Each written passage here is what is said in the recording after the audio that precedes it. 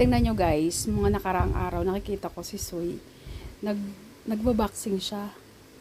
Shadow boxing lang yung ginagawa niya. Eh, laki ng punching bag namin, kaya naisip ko na ilabas ko tong punching bag namin. Kailangang pag-aralan ni Soy kung paano mag-boxing sa punching bag. O, ayan o, tingnan nyo. Oh. Eh. Nailag pa. Putik. Oh. First boxing niya yan dyan sa punching bag. Tuturuan ko, sabay kaming mag-workout. Wala din naman ginagawa dito sa bahay eh. Oh.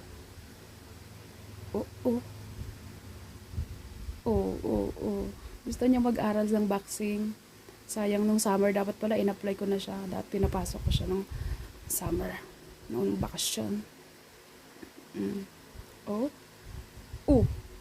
Pagod na yan.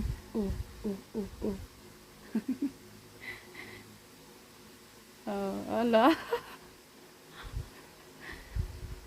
Sige.